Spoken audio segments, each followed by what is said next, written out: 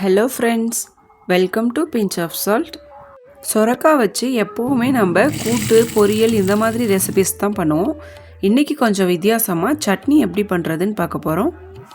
இந்த சட்னி சாதம், இட்லி, தோசை எல்லாத்துக்குமே செட் ஆகும். இப்போது வாங்க சொரக்காய் சட்னி எப்படி பண்ணுறதுன்னு பார்க்கலாம். ஒரு கடாய் வச்சு கடாய் சூடானதும் 4 டேபிள் ஸ்பூன் நல்லெண்ணெய் சேர்த்துக்கலாம்.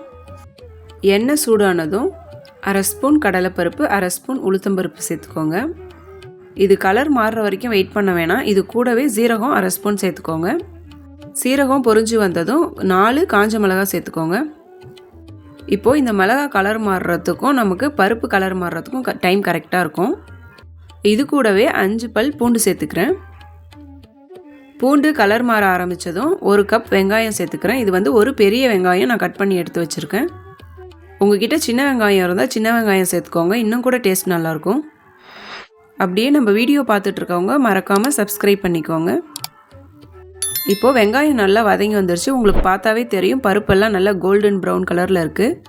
இது கூடவே ஒரு பெரிய தக்காளி நான் கட் பண்ணி வச்சுருக்கேன். அந்த தக்காளியை சேர்த்துக்கிறேன். நான் இந்த சட்னி சாதத்துக்காக பண்ணுறதுனால ஒரு நெல்லிக்காய் சைஸ் புளி சேர்த்துக்கிறேன். நீங்கள் இட்லி தோசைக்கு பண்ணுற மாதிரி இருந்தால் இந்த புளியோட அளவு மட்டும் கொஞ்சம் குறைச்சிக்கோங்க. இப்போ பாருங்கள், வெங்காயம் தக்காளி எல்லாமே நல்லா வதங்கி வந்துருச்சு. இது கூட நான் 1 கப் சொரக்காய் எடுத்திருக்கேன். இந்த சொரக்காய் ரொம்ப பிஞ்சு சொரக்காய், அதனால் நான் தோல் எதுவும் சீவலை, அப்படியே சேர்த்துக்கிறேன். காய் வேகிறதுக்காக நீங்கள் தண்ணி எதுவும் சேர்க்க தேவையில்ல. சொரக்காவே நல்லா தண்ணி விடும். அந்த தண்ணியே இந்த காய் வேகிறதுக்கு போதுமானதாக இருக்கும்.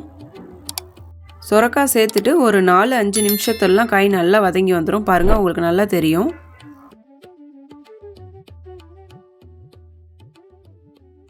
வதக்கி வச்சுருந்த காயை நல்லா ஆற விட்டுருங்க. நல்லா ஆறுனதுக்கப்புறம் ஒரு மிக்ஸி ஜாரில் இதை மாற்றிட்டு நமக்கு சட்னிக்கு தேவையான அளவு உப்பு சேர்த்து நல்லா அரைச்சி எடுத்துடலாம்.